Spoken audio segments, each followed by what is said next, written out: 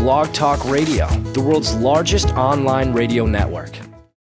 Good evening, race fans. Once again, it's another off week, at least for our radio show. We are back on the air tonight. It is Lugnuts and Horsepower.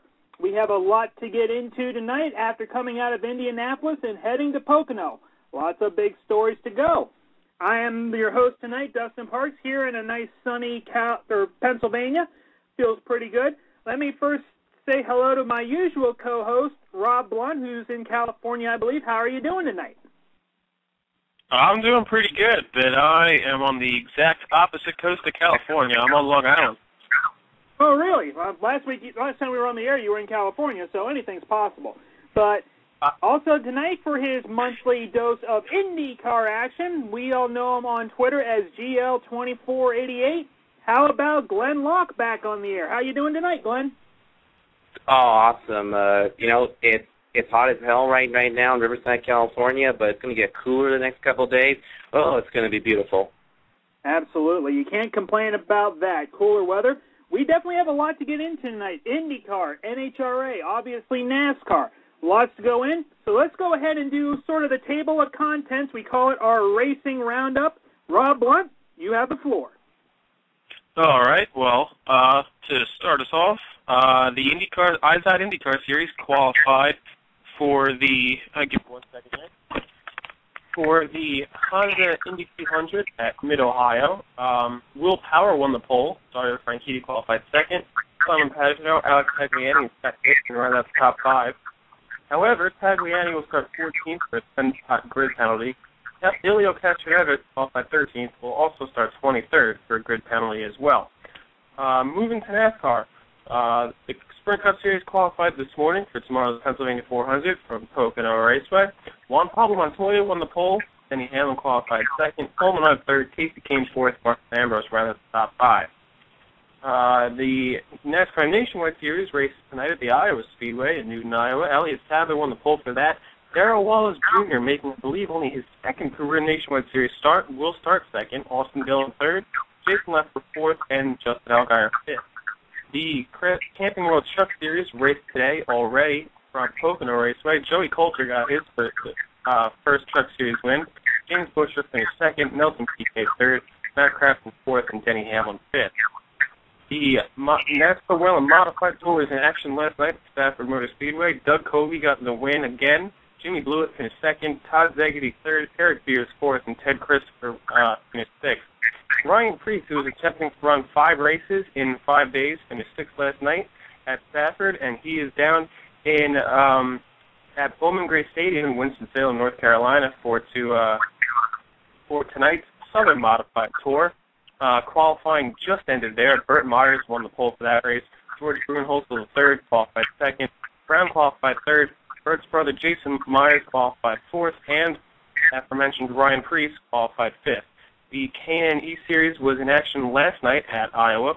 Corey LaJoie got the win. Kyle Larson finished second. Sergio Pena third. Chase Elliott fourth, and Brett Moffitt ran out of the top 5. Travis Pastrana ran that race as well, and he finished sixth. And that's about it. Formula One is off this weekend.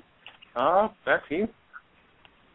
Thank you very much, Rob. In case anybody's wondering where Patti Rodisch is, our usual co-host to have our 4-team team tonight, she is out of power right now here in Chicago.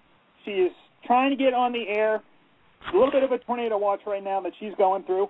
She did say to me on Twitter and on Facebook she will be on the air, as soon as she can. So we are going to get to her as soon as she is able to get back on here. But right now, let's also turn it over to our other guest co-host tonight, Glenn. Let's get us caught up on the IndyCar Series. Obviously, Mid-Ohio we have this weekend. But what's been going on since the last time you've been on the air with us? Well, last time that I was on with you guys, they raced the Edmonton Indy to a stellar finish. Elio Castroneves and Takuma Sato battled it out and used their push-to-pass for the last 15 laps. And it was an epic battle between the Brazilian and the Japanese.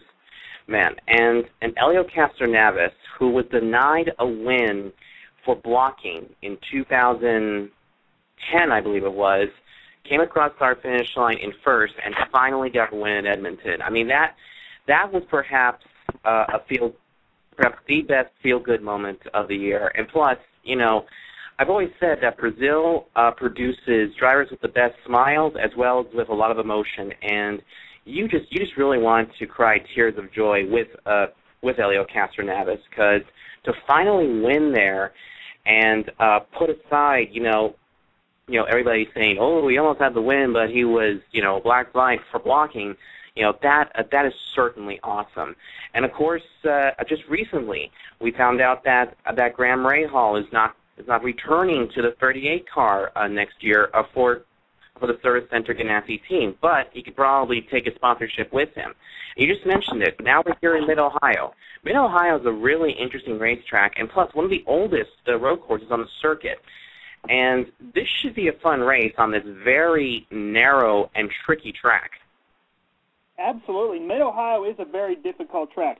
Now, for those of us that have not been familiar with IndyCar as much as you, me, Rob, and Patti, explain to everybody, because you mentioned that those two were using the push-to-pass option for the last 15 laps. And I guarantee you, I watched that race as well. What a stellar performance by both those guys. Castroneves and Sato, just unbelievable. And I love seeing Castroneves win. It reminds me whenever he won the Indy 500 after all of his craziness, whenever he was on Dancing with the Stars and the problems that he was having at home, to come back and win that race. That was the kind of emotion I remember. But explain to the listeners what exactly the push-to-pass option is in IndyCar. Well, what that is that it's sort of like a boost of energy that goes to the turbo and to the engine. Originally, you had a certain number of push-to-passes. So, for example, on a road course like, say, Mid-Ohio, you would have about 20 to 24 push-to-passes. On a oval, you would have a little bit less. So at a place like Texas, you would have about 18 to 20.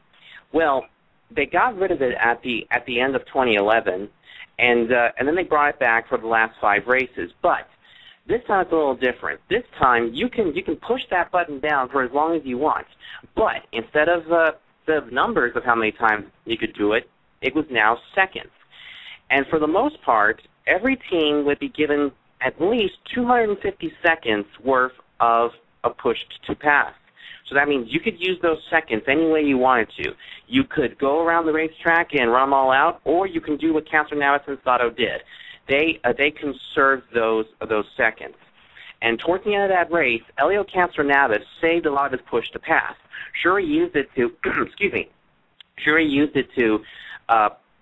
pass everybody on the racetrack, because he started kind of back in the pack. But then towards the end, his team told him not to use it until there was about 9 laps of racing to go, and that's when Castroneves used it. And every time he used his, Sato used his as well.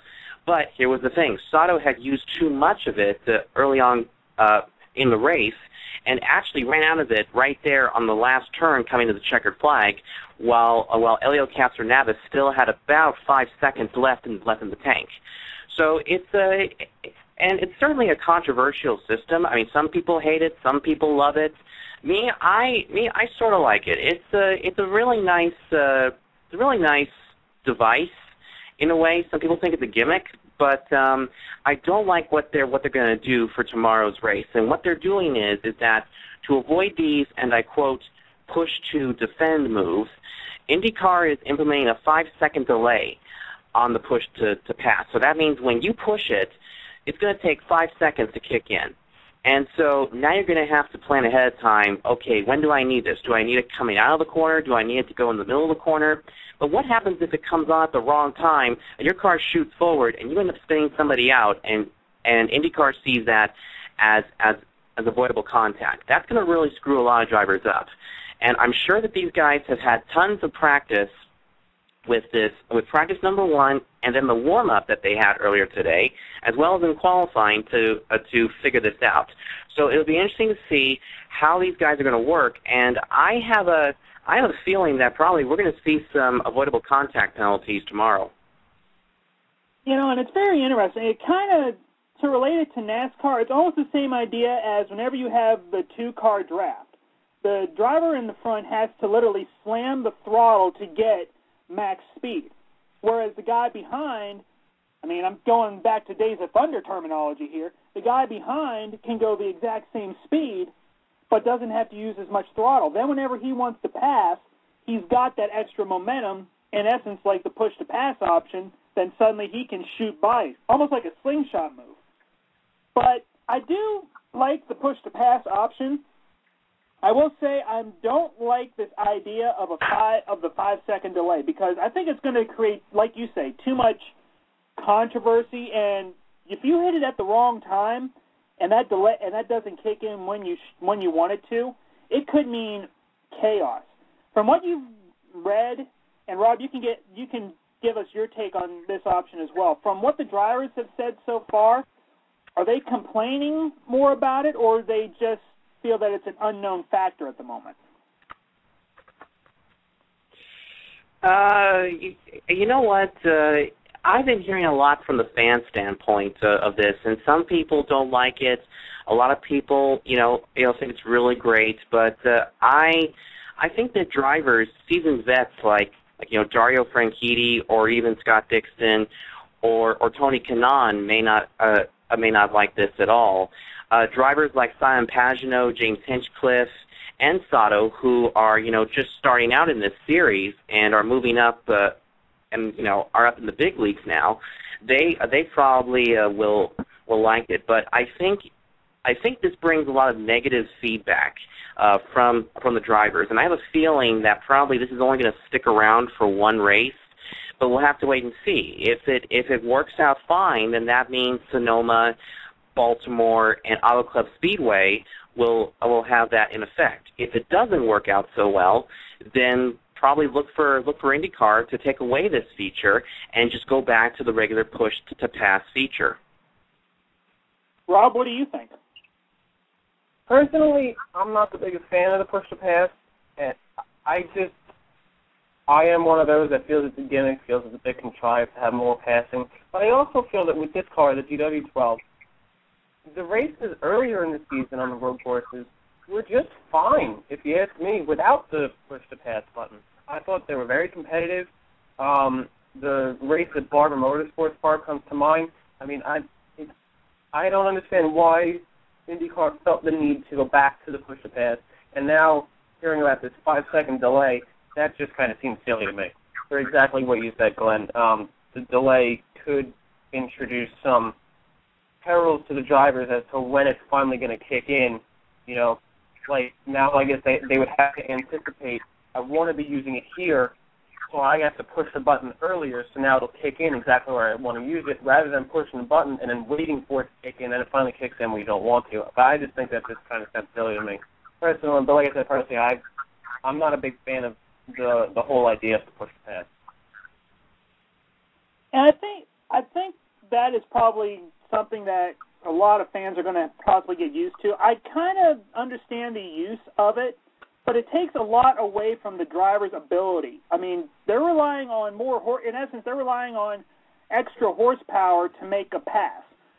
I'd rather see the driver actually muscle his way and use his mind to make the pass. It's the same way in NASCAR. Use the draft to get sucked up to the guy, and then whenever you are ready to make that slingshot, duck down or duck high and make the pass the old-fashioned way. Use the muscle of the car. So I'm kind of on the fence with this. I like it in some sense. I don't like it in some sense. I think after seeing after Sunday's event and how the push-to-pass will work with the delay, I'll know my final determination. Right now, I'm going to say I'm on the fence because I don't want to say I like it because, it gives these guys more horsepower and more boost and more acceleration, and then I say I don't like it because now they have to time it a lot better. I'd rather personally see the guys use their cars and their mind and use the advantage that they have just without it. I mean, we're going to end up seeing what's going to happen. But, Glenn, what are you expecting tomorrow? Away from the push-to-pass, what are we going to expect at, Mid-Ohio this weekend, and who do you think is going to be the top dog in victory lane? I think what we're going to expect at Mid-Ohio is going to be a lot of fighting for position. It's a very narrow track, and these EW12s are a little bit skinnier than what the original cars were. I definitely see some passes being made. Some you may have to do a little bump and run, and others you may have to, do some skill. But I definitely feel like it's going to be a marathon for these guys. And the drivers that I see doing very well, Will Power and Dario Franchitti. Will Power has the pole, and I don't think he's ever won here at Mid-Ohio. Dario Franchitti and Scott Dixon have a stranglehold on this racetrack. Last year, it was Scott Dixon that won the race. But Dixon has been having trouble with mechanical stuff. His engines have not been good. So I don't know if Scott Dixon is going to be a factor. But definitely Will Power and Dario Franchitti. Another guy that I think is probably going to be good is somebody like rookie Simon Pagenaud. Pagenaud, this track kind of fits his driving style. He seems to like these really skinny tracks. And does very well. I mean, back at Long Beach, he almost won the thing, but had to come in for a splash of gas. So it's definitely going to be interesting to see where everybody is going to place, and also how this race is going to work. But I think also a underdog for this race could be Oriol Servia. Servia is going to start way in the back, but it seems that no matter how often you put Servia back there, he comes up and he'll either finish top 10, top 5, or he may even get a podium. So I'll be keeping my eye on Oriol Servia, Pagenaud, and the rest there to see what they can do from the back. Very interesting. Rob, who do you think is going to win, or don't you really have a pick this weekend for it? I'm going to go out on a limb here and go with the pole sitter, Will Power. I'm really going out on a limb. No, I like Will Power. He seems to run well on oval as well as road courses, and but I do agree with Oriol Servia being a guy to watch. He always seems to be. He's always seems when I watch IndyCar to be very aggressive, and he's one guy in particular that I think is really fun to watch because of how aggressive he is. Because obviously in open wheel you have to be calculatingly aggressive. You can't be too aggressive because you can't lean on a guy like you can in the top car. You have to, think about where you're going to be aggressive and where you're going to stick your wheels in. Servia, to me, is fun to watch, and I'll be interested to see if he can come from the back or not and maybe give a run at the win tomorrow. Very true. I really don't have a pick for this weekend. I do know, I agree with Glenn. It is going to be a very tight race, and with the new factors this weekend, it is going to be very interesting to watch, both from the driver's standpoint, the fan standpoint, and the sanctioning body standpoint. Because after this, they're going to have to make a really critical decision on that push-to-pass option. But it's going to be anybody's race, I can guarantee you that. Well, let's go ahead and let's get into some NASCAR news, and we're going to kick it off with the big story of the last couple of weeks. We all know whenever we were on the air for Daytona, we had breaking news of A.J. Allmendinger's failed drug test. Well, in the last couple of weeks, here's what has happened to get everybody caught up to speed. He had his second B sample tested from an independent lab and his own experts. He failed. And that means he subsequently went from a temporary suspension to an indefinite suspension. Now, A.J. Allmendinger, he elected, which we got to give the guy credit, he elected to go into NASCAR's Road to Recovery program. We don't know what he passed or what passed as far as the banned substance, but it was something that he felt he needs to go into treatment for. But here's the bad part. This past week, Allmendinger lost his ride. Roger Penske met with Allmendinger and made the decision that he would be removed out of the Shell Pennzoil Dodge, the number 22. And now, as of right now, the driver that is going to be handling the car is Sam Hornish Jr., who drives the Nationwide car. I'm going to open this up to you guys. First question that I have, what is the next step for Allmendinger? Ooh. Rob, you want this? Yeah, I'll take it. Well, the next step, obviously, is completing his program with no hiccups. He's got to go through the program as smoothly as possible, and that would mean it would be as quickly as possible. And then he can start looking to see if anyone will give him a ride, if any company will sponsor him. Personally, I think Allmendinger's future is dim in NASCAR, in the Sprint Cup Series at least. Maybe he'll be able to find a Nationwide Series ride, but why would you want a Nationwide Series ride when you've been at the Cup level? But also, at the same time, his future is quite bright, but not in NASCAR. His good friend and team owner that he won the Rolex 24 Hours race with back in February, Michael Shank, already says when he's done, he's got a ride here if he wants it. I've heard that there is an IndyCar team interested in having him drive already. So he does have options, but I feel that his options in the Sprint Cup Series will be limited. I'm sure he'll be able to find, a back marker ride, but it's not going to get as good as it was with the 22 car. And, that isn't just because of the failed drug test and the suspension. It also has to do with his performance. He's run average with the 43 car, but this year he just has not run well, and he was on a one-year contract. I mean, even before the suspension, it was very much in doubt that he would be, that even without the suspension, he would be back with the 22 Joe Penske team next year.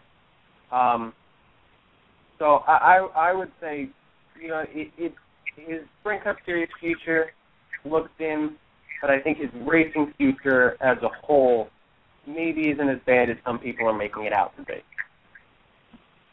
Glenn, I'll pose this question to you, and then I'll give you my take, because it was going along the same lines.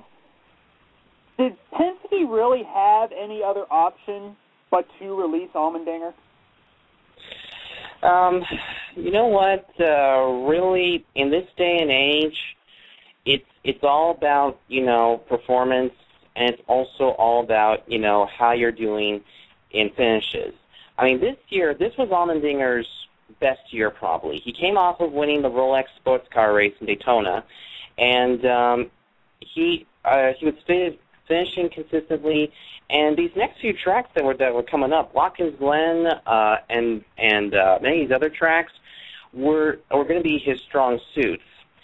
But when something like this pops up, when you fail a drug test, it just puts a bad stamp on you. And really, I don't think Penske had any choice. I mean, some people are probably screaming, "Oh, sure, he does, blah, blah, blah." No. Hang on. Listen to this. Penske only has two cars right now, two full-time cars in the NASCAR Sprint Cup Series, the Double Deuce and the Blue Deuce. There was really no place to put Allmendinger, quite frankly. And even if Allmendinger said that yes, he was going to complete the program, really keeping Allmendinger in a space, saying, "Oh, eventually he'll come back into this car," really is like holding a valuable spot in the field, a valuable car that somebody else, like upcoming talent, could be in. And so when Penske released Allmendinger, I was not that surprised, because Penske releases anybody who failed the drug test, and it's a shame to see that Allmendinger has basically got suspended there, and that his sample tested positive. But we don't know what goes on behind closed doors, and I do not want to say, I absolutely do not want to say that Allmendinger was taking drugs or anything, because it could have been a mistake. But if he's willing to go through the drug program, then I give him props for that. As for his career in NASCAR, you know what? I don't think he should look at his racing career. He should look at getting clean, getting the approval, saying, "Okay, you can come back in the series now," and then think about where he wants to go. Because he could also go back to IndyCar racing, but where would he go? He can always come back to NASCAR racing, but where would he go? So really, I think it should be his health first, racing last. That's a good way to put it. I mean, and let's be perfectly clear. We do not know what Allmendinger failed for. We do not know what substance or what drug or whatever it was caused the failure. Allmendinger said in a statement that he suspects that it was a stimulant because he would not knowingly take something. And let's be honest. He's not the kind of guy you would expect to fail. Just like we wouldn't expect, in 2009, we didn't expect Jeremy Mayfield to fail. And I had a friend of mine, we all know him on Twitter, Sal Segala Jr., who does a lot of work in the NHRA. He said that the one thing that he is kind of disappointed in the most is the PR personnel for Allmendinger and how they've handled this, not stating what he failed for or whatnot. I really don't want to know what he failed for because that just opens a really big can of worms that's going to be spread out all over and can go any which way it wants. I personally think Allmendinger made a mistake, unknowing mistake. And it's very capable that, it could be a stimulant, like something that he took whenever he was working out at the gym, something that he took at home. It could be something as simple as a cold medicine that didn't clear his system. It's something very simple. I will give Allmendinger big props. He has handled this in the most professional way that he can. He is not making any excuses. He is not making any blame, and he is certainly not, making any dumb threats or lawsuits. And let's face it. Whenever we first had the incident with Jeremy Mayfield, we were all in shock. But think about this. We were all in shock when it first happened, but we were appalled at how he personally handled it. And look at what it got him. It got him absolutely nowhere, and it pretty much not only ruined his racing career, it's pretty much ruined his life. Allmendinger has a very, very strong chance of making this a positive out of such a bad negative. Whenever he goes through this treatment, if he passes and NASCAR says, okay, you can come back, then, like Glenn, you said, then he can worry about his career. Does he want to go to NASCAR? Will he be welcomed back? I think that's the big thing that we are questioning. Will he be welcomed back by a team that wants to take the risk of hiring a driver that has failed a drug test? Like you say, Penske terminates anybody that failed a drug test, whether it be a driver, a crew member, it could be somebody that is at the race shop itself. If they fail, they lose their job. And it's unfortunate, but it's a good policy to go by. I will say for Allmendinger's sake, I believe that if he does pass the treatment, he will be welcomed back into NASCAR, and he will find a ride, but not the kind of ride that is typically going to be competitive. It could, at least at the Sprint Cup level. He may find one in Nationwide, he may find one in Truck, but if he doesn't want to take that, I can guarantee that he will find success in, the sports car series. He may go to IndyCar. We don't know. Right now, like Glenn said, he needs to focus not on his career. His career right now, it hasn't ended. It's just put on hold. It's like whenever you're playing a video game. Hit the pause button. It's on hold, and he needs to get himself better first. And here's the question I'm going to pose to you now. Sam Hornish Jr. is now in the 22 car. We don't know how long he will be or if he's going to be the permanent replacement, at least for the remainder of the season. Does this give him a better or a greater second chance to maybe land a ride in the Cup Series, whether it's with Penske or somebody else?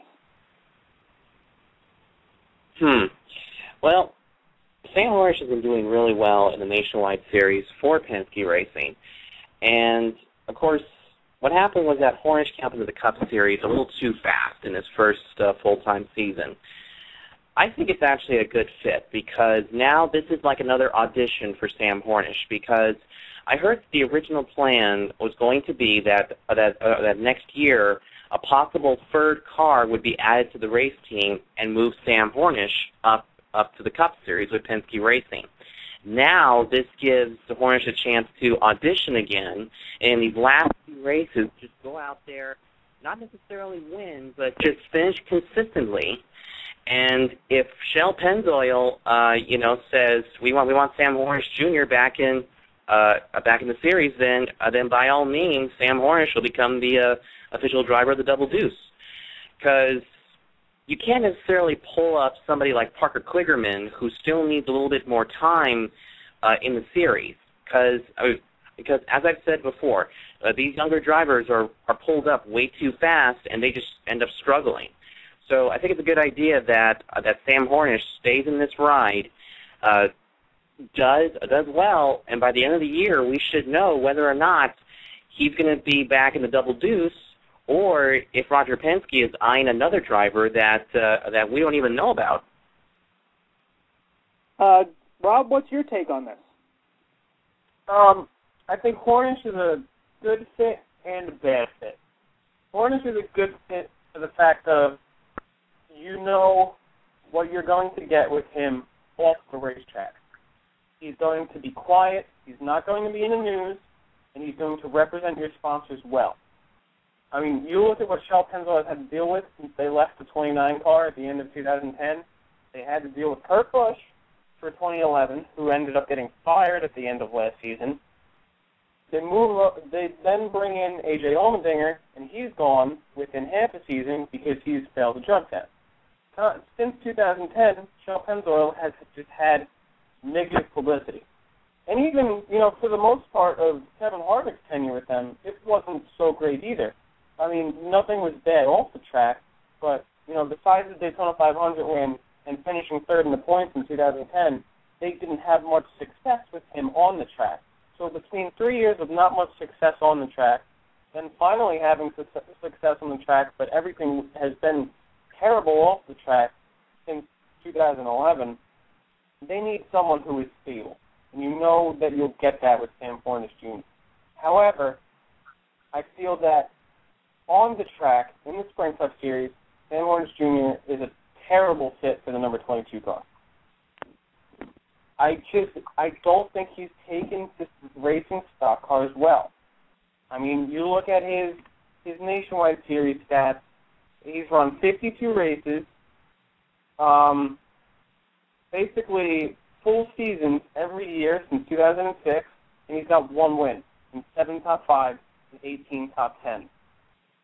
In the Sprint Cup Series, he only has 2 top 5s to his name and 8 top 10s. I know people say he was rushed over to the Sprint Cup Series too early, and I'll agree with that. But he's had plenty of time in the Nationwide Series, and he minus sitting 4th in the points right now, and that one win at Phoenix last year, he hasn't shown me much in a stock car.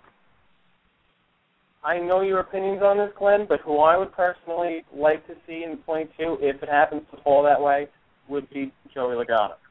You look at his Nationwide Series stats, he doesn't run, for the most part, doesn't run the full schedule. He's running full Cup schedule. He runs a lot of races, but not the full series. He's got 14 wins in the Nationwide Series, 48 top 5s, and 79 top 10s in 101 races. He's got, not only does he have more top 5s than Sam Hornish has in the Sprint Cup Series with 16, he also has 2 wins in the Sprint Cup Series and 36 top 10s. And he's only 22 years old. And from all indications, he seems to be great with sponsors off the track as well. I mean, you never hear Joey in the news except for where's he going to drive. It never seems to be anything bad with Logano. Minus the Delana was the fire suit in the family comment from Pocono in 2010. That seems to be the only time he's ever really had negative news. I think he would be a good fit if he has to leave Joe Gibbs Racing. And all signs seem to indicate that he may end up leaving there, with most likely Matt Kenseth moving over to take the 20 ride. There is also the possibility of Ryan Newman, but I think that one is a bit of a stretch, as it seems that Newman and Team owner Tony Stewart are making every possibility to make him come back next year. They seem to be really good friends. There's minus sponsorship. There seems to be no reason why he shouldn't be back at Stewart House Racing next year. No, and I'll go along with that. Sam Rodisch, let's be honest, he is a good driver. I mean, he's not a bad driver by any stretch of the imagination.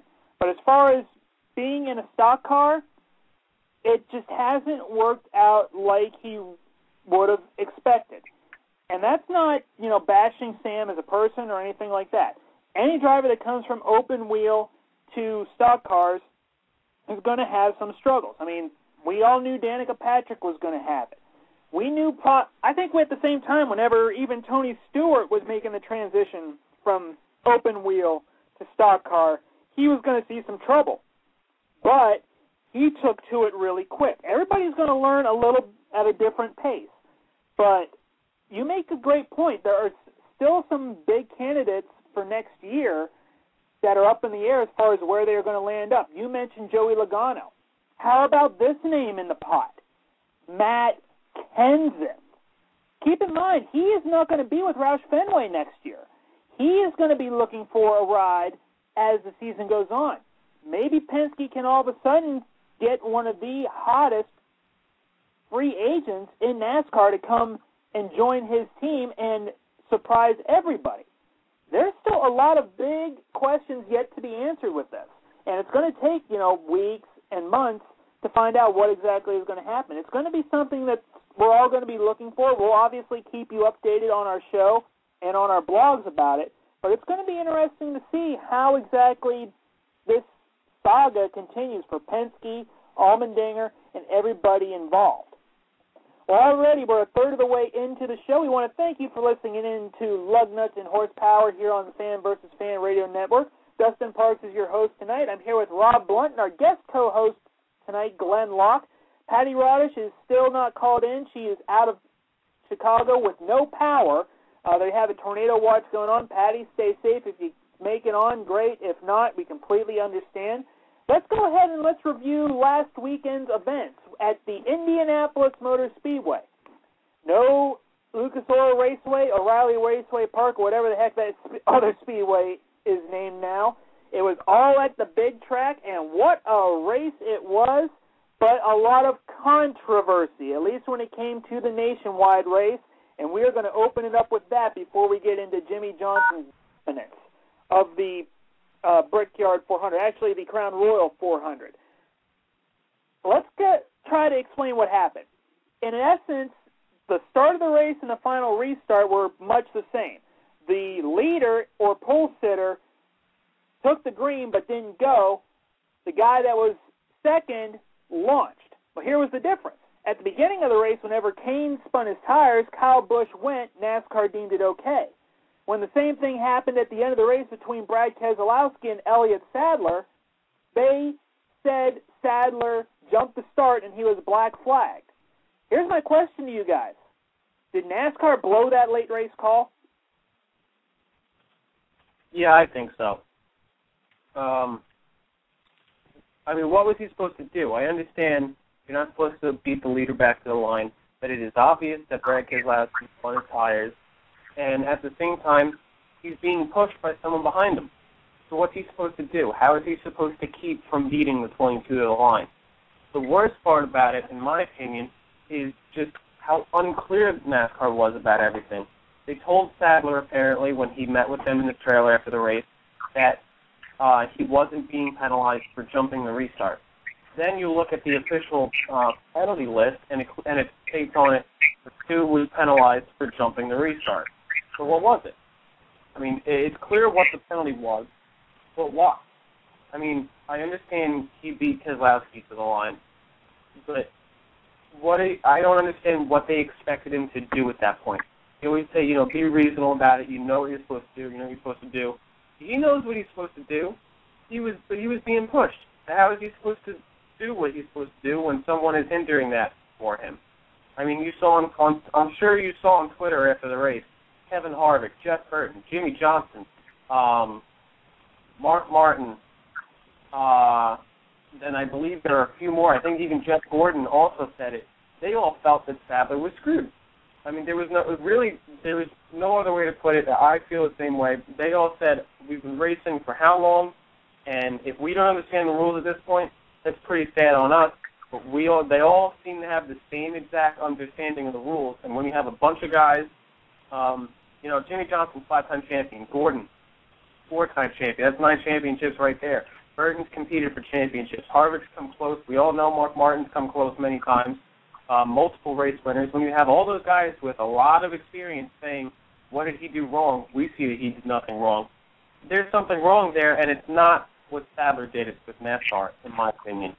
I understand the ruling at the start of the race. Kane felt, for some reason, that he was supposed to start the race when the start of the race is always started by the flagman, and he just didn't go and Kyle beat him to the line. I'm fine with that one. But I think the ruling with Sadler at the end of the race was flat out wrong. I really feel they just took the win away from him. And, I feel they messed up. It's okay to mess up. It happens. How many times do we see blown calls in the NBA or NHL or NFL or Major League Baseball? But you can come out and say you messed up instead of just coming up with this convoluted explanation to make yourself look like you didn't.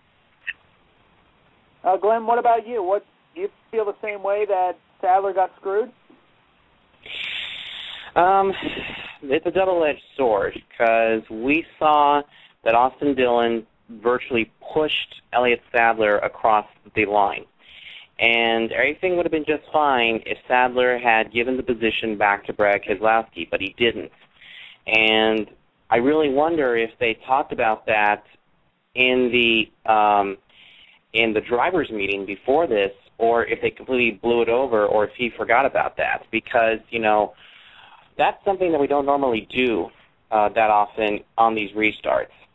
But what really made me angry was the fans, because when Sadler served his penalty, that put the lead back in the hands of Brad Keselowski. Keselowski led the final 12 to 13 laps, and he won the race. And fans said that the race was given to Keselowski. Well, let me straighten them out. Keselowski earned the win. He led a good part of that race. You're not given a win if you've led that much. You're only given a win if it's a rain-shortened race, if for some reason you're knocked out of the way and the guy behind you in second place, gets it. But I'm sorry. The fans said that Keselowski didn't earn it. Brad Keselowski earned that win. Pure and simple, clear as a bell. And so, in my opinion... Okay. Don't like interrupting anybody. That's my bad. That's all right. But really, it was a double-edged sword. So I really have no comment on that. But I just wanted to put that out there, that the races are earned, not given. And that's a very good point. Yes, Brad Keselowski had the best car for majority of that race. I do think that NASCAR needs to clarify the rule as far as the start of the race versus restarting the race, because they deemed the start of the race illegal because the flagman started the race, not Kane, and that confused everybody. So that's a tough call. That is a very tough call for NASCAR to make, and one that they unfortunately had to make. So, I'll just say it on this. I think NASCAR blew the call, but in such a short time, they were kind of in a box and they had to do something. Did he break the rule? Didn't he break the rule? We're not sure. All we know is that Sadler, in his mind, got screwed. And we'll just leave it at that. Well, we're now down to the halfway point here on Lugnuts and Horsepower. We got 45 minutes left, and my good friend Rob here has a little bit of a comment or a question that we were posed earlier this week whenever we were going through the show format. And Rob, I'm going to let you ask this question. I think Glenn may have a little bit of fun with this. What is it? All right. Well, here's my question. And if you saw my blog post on NASCARLugnuts.com yesterday around noon Eastern Time, you would already know it. But my question, I'm sure we're halfway through the 30th Olympic Games going on in London right now. If you don't know that, I don't know where you've been for the last week. I mean, it seems the Olympics right now is the biggest story basically in the world. My question is, should auto racing be an Olympic event? I mean, we see sports, speed walking is an Olympic event. I don't want to put speed walking down because someone from my high school is actually the only female American in that event, and she's actually the favorite to win it. So I don't want to put that event down because I really hope she wins. But speed walking is an Olympic event. Ping pong is an Olympic event. The trampoline is an Olympic event. There are things that seem so strange that normally, people wouldn't consider to be true sports that are Olympic events. And the main, it seems that detractors of auto racing always say, well, it's not a real sport. Well, in that case, in my opinion, it would fit right into the Summer Olympics. I think it would be very awesome to see in one event guys like Jimmie Johnson, Tony Stewart, Jeff Gordon, representing Team USA, taking on guys like Sebastian Loeb, Sebastian Vettel, Michael Schumacher, and Fernando Alonso, in one event representing their countries. I think it would be really, really awesome to see. And I think it could be a possibility. I mean, well, it's not that it could be a possibility that they would do it. I just think it is possible. It shouldn't be impossible, is what I'm trying to say. I would like to hear what you guys think on it. It's an interesting question. But at the same time, and I don't mean to make this sound really odd, but it seems like we almost had sort of an Olympic-style racing event. Didn't we used to call that the IROC Series? Because that, in a way, was an all-star event from all aspects. Now, albeit, self-admitted, the IROC Series was leaning more towards the aspect of the stock car guys because they raced on mostly oval racetracks. I think I've only seen maybe 2 road courses for the IROC Series. But that's what it was. You had guys that came from open wheel racing, came from dirt track racing, sprint cars, and stock cars at one event. And everybody was racing the exact same style car. No adjustments, or all the adjustments were the same. All the car setups were the same. Tire pressures, everything was exactly the same. The only thing that was different was the color of the car and the driver. So in a way, we kind of already have it. So I'm kind of on the fence. Would I like to see it happen? Of course I would. I think it'd be a very interesting idea. The only thing is, what kind of race would it be? Are we going to go rally racing? Are we going to go off-road racing? Are we going to go stock car racing? What are we going to do? That's my biggest question. How would they end up doing it? Glenn, what do you think? Once again, this is rather an interesting concept. And for one thing, I know that a lot of people would definitely want to see racing in the Olympics. But I think that some people who live for these things probably would not want to see it, because when we think of the Olympics, what do we think of? We think of track and field, we think of swimming, we think of gymnastics, we think of stuff that you do without the help of any electronic equipment or anything that has a motor in it. It's just you and your body against, nature and all the stuff that goes on. I'm sort of teetering on this. It would be kind of neat to see racing become a part of the Olympics, but then again, think of like the backlash that could happen, over this, because there's some people, unlike us, who are racing freaks that watch IndyCar, NASCAR, F1, Rolex, you name it. Any racing series will watch, but there's certain people that don't watch racing, so it can probably bring a lot of fans. It could split the fans. Some people could boycott this. Some people could say, hey, come on, check it out.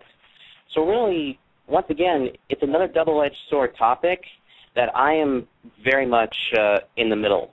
I'm very much in the middle right there. Here's here's a unique idea. Or I shouldn't say idea, but here's a unique question.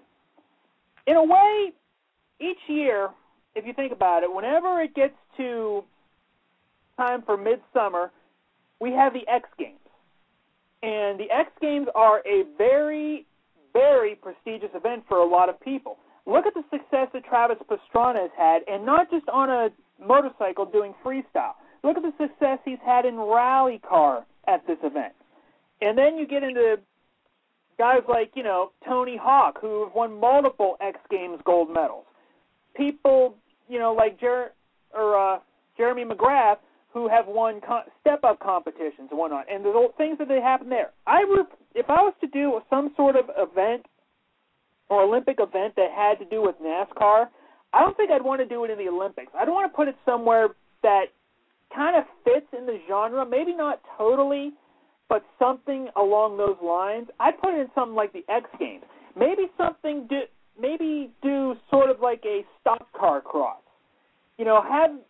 Take the IROC series, the same kind of idea as similar cars, similar Pontiac Firebird Trans Ams and whatnot, and have them race on an actual street course. See how these guys can handle that kind of situation.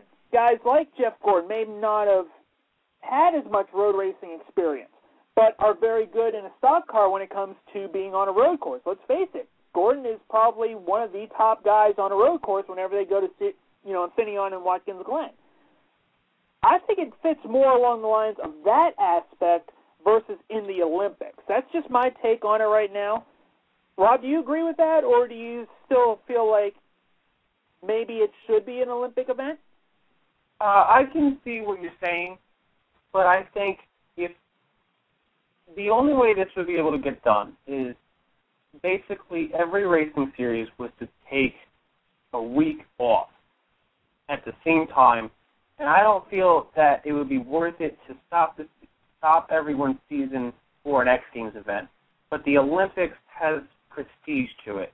Like in the wintertime, the NHL, actually not just the NHL, but all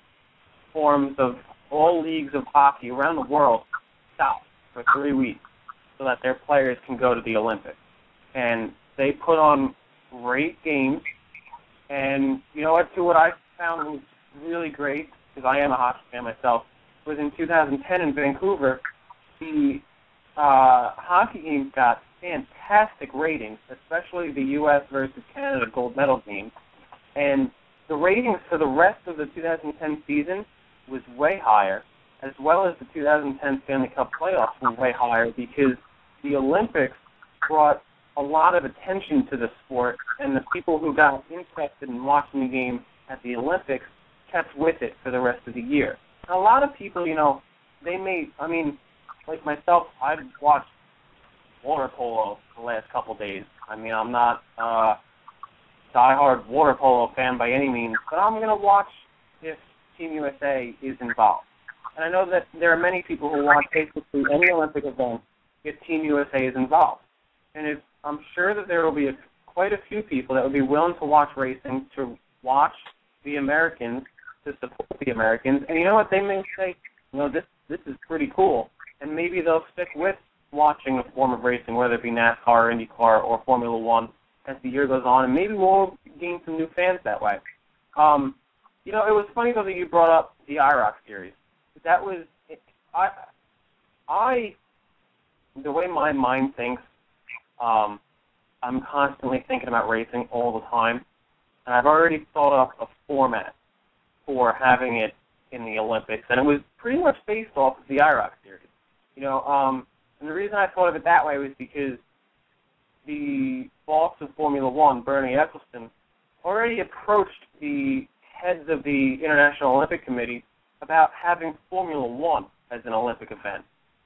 And they said no, because they felt it would be too dependent on the car and not as much on the person. And, I can agree with that, especially as far as Formula One is concerned. Look at the last 2 years. Sebastian Vettel with the RB6 chassis and RB7 chassis absolutely dominated Formula One for the last 2 years. This year, the car isn't as good as the McLarens are and as the Ferraris are, and now he's struggling a bit. And Fernando Alonso is now up there, and now this year it's actually wide open because he's not dominating because the car isn't as good. So in Formula One, I can agree with that. But if you were to go with completely even cars like we had in the IROC series, that would basically take the car out of the equation, and it would be just down to the drivers to decide who was the best, if you ask me. I think you should do it on the road courses. How many road courses are there around the world? There's plenty of them. I'm sure there's at least 5 in basically just about any country that you could think of hosting the Olympics in. So you would have a venue at least, Do it so that there's no pit stops. The races are short enough, there's no pit stops. Again, we're not focusing on pit crews on who's winning the race, but just drivers here. The way they manage their equipment, not crash themselves, and manage their tires. It would be purely about which driver would be best at that point. And I think it would be very cool. I think it would raise a lot of attention as well if there are people out there who say that, and I know that there are, who say, I'll watch any event that Team USA is in because I'm going to support my country. And I'm sure there would be plenty of people just like that who would be willing to watch racing in the Olympics and maybe would become a fan down the road. And if not, they don't. But I think it would be very cool to see. It is a lot different. I don't think it will happen anywhere in the near future. No, it's not going to happen in the near future. We're not going to be looking 4 years ahead and say, oh, look, auto racing is in the Olympics. It's not going to happen. It's going to take, if it were to happen, I can tell you it's going to take a lot of working out, and I can tell you if it does happen, there will not be one dominant country because everybody's going to be on an even slate. Nobody knows what's going to happen. You mentioned hockey. We all know that whenever it gets to be the Winter Olympics, who's going to be the team that everybody's going to look to beat? Canada. Why? It's their only sport. That's what they dominate. Well, that in the mutant form of football, we have 13 men. We have a longer field. Okay, have fun. Hockey is theirs. The national sport of Canada is not hockey, but lacrosse. And there's another good point.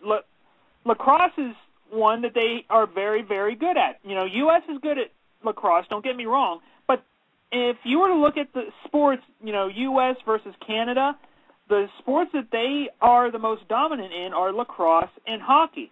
Here in the U.S., the sports that we are most dominant in, if we were to look at, overall, would be baseball and basketball. I think if you put in racing, you literally have, instead of having, one favorite, 2 favorites, everybody's even because you are taking the best guy or best guys and gals out of each country, and they are all even. I like the idea. Will it happen? I don't know. It'd be interesting to see. Using the idea of the basis as the IROC series where you basically are focusing on the driver and saying the cars are all even, you go out and you win the race. That's basically saying the driver is in control.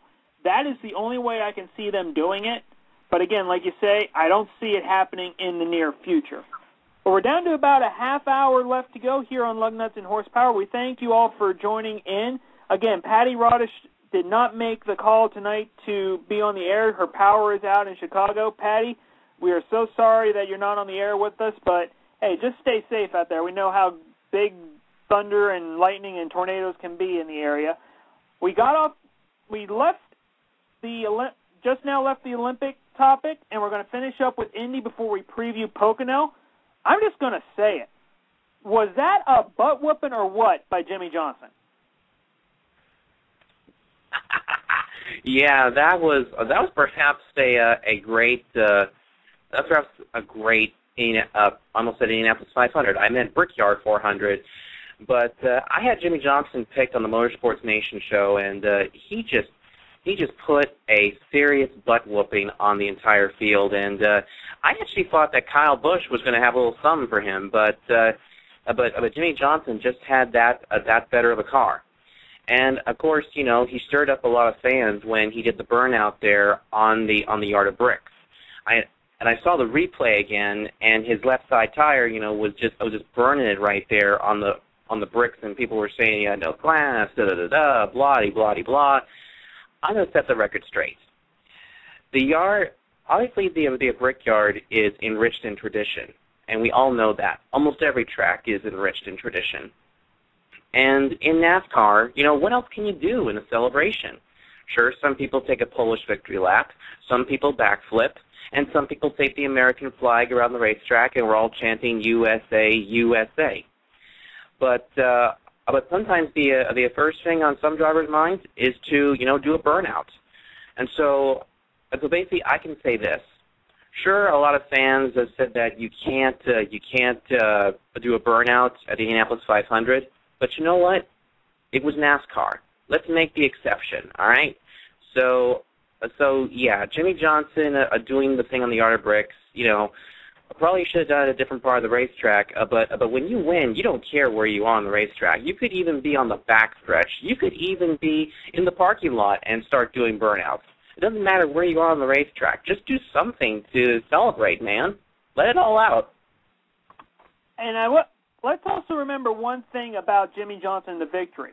You got to also give credit for Chad Knaus, because he knew whenever Jimmie won at Dover what he was going to do with that car. They literally took that car back to the Hendrick shop and didn't bring it back to the racetrack until Indianapolis. They worked on the car. They tweaked it. They made it better. They put brand new colors on it. Because remember, whenever he won at Dover, he ended up coming out of the car in Victory Lane with that big old, clown hat on, celebrating the Madagascar movie. They put a brand new body on it, and they made sure that car didn't even see the hauler for the racetrack until they loaded up to go to Indy. That is how confident Chad Knaus and the entire 48 team were in that car coming to Indy. As far as the burnout goes, let's face it, it's NASCAR. That has become the most honest and common way for anybody to celebrate a win. We have guys that'll, do the regular victory lap, taking the checkered flag. Some will take the Polish victory lap, started by the late, great Alan Kowicki. We have I'm so glad DW came up with this, because at the time I didn't figure out what to name it. But we could also see what Kurt Busch did whenever he was in the 2 car and he won in Atlanta and Texas. The appropriately named unwind lap, where he does a victory lap in reverse. I mean, you got to do something to celebrate. What does the IndyCar guys do? All they do is they just pull up, get up out of the car, and cheer the fans. Well, unless, you're Helio Castroneves and decide, I think I'm going to climb this fence. And we also got to give credit where credit is due. Whenever Tony Stewart started doing that, a few years ago in 2005, after he won at Daytona, he did it better than Castroneves. He actually climbed up the entire fence into the flag stand. So we got to give him credit there. Everybody's going to celebrate a different way. You have Edwards with the backflip, and now he does his fan celebration. Brad Keselowski flies the American flag. But what does everybody expect to see whenever a NASCAR driver wins a race? A burnout. That's what you're going to end up seeing most of the time, whether it's at the Brickyard, whether it's at Daytona, whether it's at Martinsville. You name it, it's probably going to end up happening. I will say this, though. I wish that Jimmie would have been at the very end of that line, right where he decided to burn up those tires, and he had to place his kiss on the bricks right there. He probably would have looked at his said, I need a breath mint. Rob, what's your take on that, on Jimmie Johnson's win and everything else at Indianapolis? It was pretty amazing how fast that car was. I mean, no one had anything for him. It was almost pretty obvious early in the race he was going to win it, unless, some freak thing happened. That said, finding out midway through the race that was his Dover car. That was it. They brought the same car that won at Dover to Indianapolis. Yeah. Now, finding that out, since I have tickets to Dover in September, where Johnson is always, obviously, as we know, ridiculously good, I'm suddenly not so looking forward to that race. It seems like that car is just awesome. I mean, they just did a fantastic job building that race car. I mean, you dominate at Dover, and then take it to Indianapolis, a track that is completely different from Dover, and it dominates there. You know you got yourself a fantastic race car. As far as him doing a burnout on the bricks, I personally could care less. I mean, he's celebrating a win. Do it where you want to do it. Personally, the only thing I had an issue with that weekend was Brad Keselowski's team kissing the bricks on Saturday. And I feel that is what everyone should have been upset with, not Jimmie doing a burnout on the bricks. I thought it was a bit ridiculous that a support series, A, was racing there, as you guys know from the show 2 weeks ago, and B, that the winner of said support series would kiss the bricks like they just won the Brickyard 400 or the Indianapolis 500. They did not. I felt that he should have just done, a simple burnout, do the flag waving like he always does, which I love, and I felt that should have been it. Because now, guess what? He's already kissed the bricks at Indy. How is it going to be anywhere near as special when if he wins the Brickyard 400? I can't see how it would be. He's already done it. That's my opinion on that. And, you bring up an interesting topic, because let's keep this in mind. For years and years and years, the Indy 500 winner, the tradition has been they would get the wreath in victory lane and they would drink, a glass of milk. Or, in this case, a big jug of milk, glass jug. NASCAR really didn't have a tradition for whenever they won at Indy starting in 1994. But in 1996, it was just a fluke. Dale Jarrett, whenever he won the race, which he won over his then teammate Ernie Irvin, he went out and he kissed the bricks. It was not planned. It was just something that happened. And then all of a sudden, NASCAR started saying, you know what? Let's make this something that we do every year. The winner of the race gets to kneel down and kiss the bricks that they had just run on for 400 miles and saw several hundred tires go across. And then Indy started doing it. I'm not sure if it's as special, whenever, yes, Brad Keselowski won the nationwide race and then went down and kissed the bricks. I'm not going to say it's going to be as special as if he does end up winning the Brickyard, the big race. But if you win at Indy on any sort of aspect, it means something. I mean, look at Juan Pablo Montoya. He's already won at Indianapolis. He's an Indy 500 winner. Is that going to be, if he wins the Brickyard 400 one year, does that take away the special feeling he had whenever he won that race? I don't think so. He still is an Indy winner. Brad Keselowski can say, without a shadow of a doubt, he is an Indy winner. And I think that is more important than anything. He can actually say to his kids, to his wife, and to his car owner and everybody at Penske who has a rich history at that track and says, yes, I won at Indianapolis. And that, in my opinion, is all that matters. Well, looking ahead, this weekend it's another 2.5-mile racetrack. It's got similar banking as Indianapolis, but it's got a fresh coat of pavement that only has one Sprint Cup race on it. But here's the difference. There's no fourth turn. Welcome back to Pennsylvania and the Pocono Raceway. Glenn, Rob, what are we expecting on this flat track now that we have one race under our belts on the new asphalt, aside from hopefully less pit road penalties? You know what? I think we're probably going to find the same thing that we did in the springtime, or the first time that we came here. A lot of strung out racing, not too many opportunities to pass.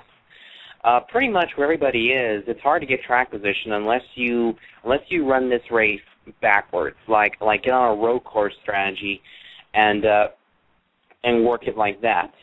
But the other problem that we're going to run into is that I've been told that there is some rain scheduled for tomorrow, and one of the weather reporters on Twitter says that we may only go to halfway. So you also got to keep in the back of your head, when's the rain going to hit? Because if the rain hits and we're past the halfway point, that could be the race right there. So probably we're going to see some more intense racing just to get to that yellow flag, because that yellow flag for rain could be what decides, who's in the winner's circle. It could be anybody. It could be somebody new. It could be somebody old. Heck, it could even be somebody who decides to stay out on track, and doesn't come into pit road. So it'll be interesting. Rob, what about you? Do you echo Glenn's statement, or do you think it could be something else? Yeah, I agree with that, especially hearing about rain in the forecast. I think we will see a lot of intense racing tomorrow. I mean, we saw back in June, they raced pretty intense because it was 100 miles shorter.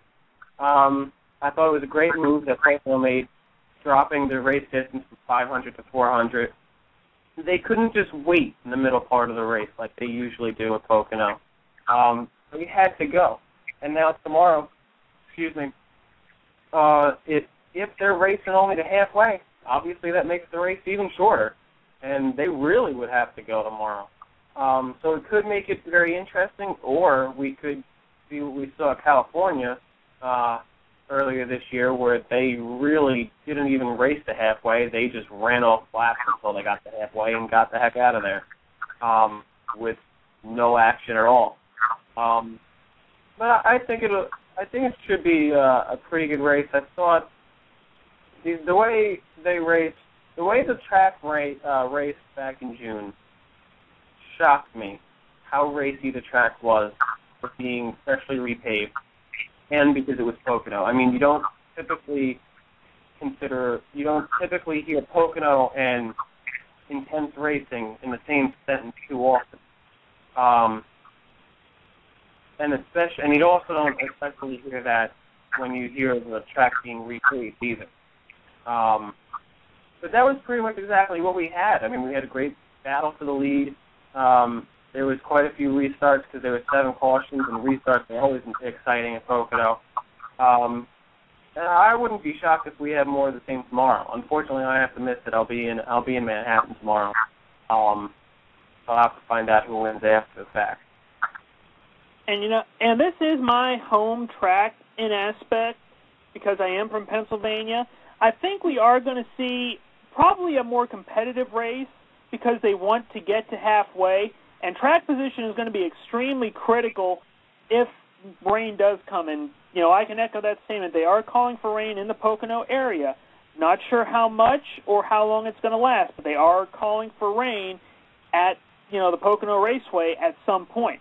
Whether it's going to affect the entire race, make it go halfway, or if it's just going to delay it enough and say, okay, we're going to run later into the evening than we originally planned, it's going to make it interesting. And let's face it, for the last 5 years, at least one race at Pocono has had some sort of weather effect. I mean, look at what happened last year here. We had a downpour midway through the race before they said, oh, it's cleared up enough. We're going to make this to the end.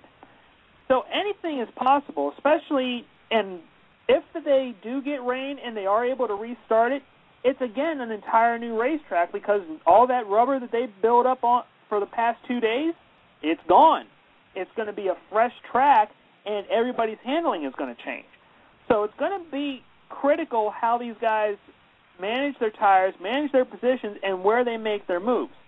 But it's going to be I think it's going to be a pretty good race. I'm not going to say it's going to be exciting, but anything is possible. The only excitement, like I said before, the only excitement we had at the first race was wondering who's the next guy that's going to get nabbed for speeding. Hopefully this time they don't end up having 24 penalties and a couple of them by multiple drivers. We shall see. But I tell you what, with 15 minutes left to go, it is time to make our picks for the Pennsylvania 400, which is going to be live on ESPN starting at 12 noon Eastern. Glenn, Rob, then me. Who do you have taking the checkered flag? Well, on the Motorsports Nation show, I chose Jeff Gordon, and he's way back in the pack right now. But I was very surprised to see that Juan Pablo Montoya got the pole for this race. There's certainly a lot of good cars out there, and I think I'm probably going to go with Brad Keselowski on this. I picked him last year, and he won, and I have a good feeling that probably Brad Keselowski could get it done. Rob? I was going to go with Brad Keselowski. I am starting him in my for my Yahoo Fantasy team tomorrow, but I'm not going to pick him to win the race for the simple fact of it's already a decently short race now that it's down to 400 miles. Track position is obviously very key, and with the fact that we might only be racing the halfway tomorrow, him starting 31st might be too tough to overcome. Instead, I'm going to revisit my pick for the last time this Cup Series raced at Pocono back in June, and it worked out quite well. He's starting 10th. He says he has a car that can win again tomorrow. I'm going to go with him again. I'm going to go with the 20 car Joey Logano and see what happens. You know, not a bad pick. Defending winner from in the spring. Good pick. I'm actually along with Glenn on this one. I picked Brad Keselowski. He is last year's winner, and keep in mind he won that race on a bad foot. He's healthy now, so I think that's going to be a good pick for him this weekend. But at the same time, I'm picking Brad Keselowski because in some way, in some form, Penske Racing needs to have a positive week. It's been a rough, since Daytona, it's been rough for those guys. They've kept their head up and they've kept going. But we have seen a victory, from the likes of Brad Keselowski since then. But since Daytona, it has been a very rough time for these guys. If Penske gets into victory lane this weekend, they're not going to remember what happened with A.J. Allmendinger over the last, several weeks and what's happened since with him being released and having to go into the treatment program. They're going to remember a victory. They're going to remember not what happened, but here and now. So I'm going to go with the Blue Deuce and pick him to win at Pocono as the defending race winner and hopefully get me back up in the standings on the fan versus fan victory pool. Well, we're just a little over 10 minutes left to go. We want to thank you all so much for listening into this hour-and-a-half edition of Lugnuts and Horsepower. We're going to go ahead and get into our closing thoughts. Glenn, I'll let you start it off tonight. I want to first thank you for coming on. I didn't know you were coming on since Patti never told me, but, hey, you're always here for once a month with IndyCar News. Tell us where you'll be for the next couple of weeks and what we can expect from IndyCar over the next month or so. Well, you can basically expect this race, and then after that, there's a bit of a good chunk of off time that'll be coming up before the Eyes on IndyCar Series comes out to California to run at Sonoma, the GoPro Grand Prix of Sonoma. And also, F1 will be back in action at the end of the month at the famous Spa Francorchamps. And you can basically find me on Twitter at GL2488. This month is going to be kind of busy as, I'm off of school right now, and I go back at the end of August. And look out for some cool avatars, some great photos coming out. In fact, one that I'll be bringing out will be my official one. It'll be really cool, and I'll tell you this, that Bugs Bunny is going to be in there somewhere, so make sure you check that out. You can also catch me on Motorsports Nation. Comes on every Monday night at 4 o'clock Pacific Time, 7 o'clock Eastern Time, only on TalkShoe.com, and, of course, a couple of Disney Geeks, which is right now on hiatus, but will be really coming back very soon. That's also here on Blog Talk Radio. And of course, I had a fun time with you guys, everyone. And, one more thing before I go. Make sure you guys tune in to the Honda Indy 200 at Mid-Ohio tomorrow on ABC. Don't miss it. Absolutely. You can be sure that we will be tuning in. Rob, your turn. All right, well, you guys know you can catch me usually fairly often on Twitter. I'm at Rob Blount, Blount on there. I cover the Nationwide Series on Patti's page, NASCARLugnuts.com. I'll have the recap of tonight's race from Iowa up, within minutes of the race ending. And I also pretty much put out, one column a week on just whatever I'm thinking about. This week it was, the possibility of Olympics and auto racing in the Olympics, not Olympics and auto racing. That was backwards. Tomorrow you won't be able to catch me on Twitter. Like I said, I won't be watching the race tomorrow. I won't be watching any racing tomorrow. I'm going to be in Manhattan supporting my mom, who is she is a newly published author. Her first novel, Send, came out last week. It debuted actually 3 days ago on the 1st. Tomorrow she's doing her first book reading as a published author, so the whole family's going to be heading into the city to watch that and give her support. We're all really excited for her and really proud of her. And Glenn, I didn't know that you were on a Disney radio show. That's pretty awesome. I'm going to have to tell my girlfriend about that. She loves anything Disney related. She's actually doing the Disney World internship program. Actually, I think she leaves in a week and a half. She's going to be down in Disney World until the beginning of January, working down there as one of the PhotoPass photographers. I'm going to have to tell her to check out your show. Hey, can't complain about that too much. And obviously, Patti wasn't here tonight, but you can follow her at NASCAR_Lugnuts on Twitter. She's also been on Facebook. You can keep up with her page. She will definitely be on tomorrow, hopefully if their power comes back. Sorry she couldn't be on tonight, but hey, we got to give her a shout-out. I'll be on Twitter tomorrow covering the race. It is /all horsepower on there. You can find me on Facebook. And before we go tonight, I want to give a special plug to next week's episode, which is going to be the podium finish. Our boy Rob Johnson is going to be back on the air covering for his run over the next couple of weeks. His show will be on at 12 noon Eastern, 9 Pacific. He has been a great addition to the Fan vs. Fan Radio Network. We've been getting a lot of great conversation, a lot of great listens, and a lot of live listens. That's what we've been wanting for the last few weeks. We at least on our show a couple weeks ago, hit over 2,000 live listens. I'll find out the results tomorrow as far as who all was listening in and who all is going to listen on the archives. We want to thank everybody for that because that was a great episode, especially with all the controversy that was going on the last couple of weeks with Allmendinger. I'm sure we'll have a lot more coming up in a couple of weeks once we return on the air. The date that we will be back on the air is August 18th, same time, 6 p.m. Eastern, 5 p.m. Central, 3 p.m. West. We will have all the updates from Pocono and Watkins Glen, which are the two races that will happen in between our airing. So, again, we want to thank everybody for listening in to Lugnuts and Horsepower tonight. On behalf of myself, Rob, Glenn, and Patti, yeah, we know you're out there. We want to thank you for listening in, and tune in next week to the podium finish, and be sure to tune in 2 weeks from tonight to the next episode of Lugnuts and Horsepower. Blog Talk Radio, where millions of hosts and listeners gather.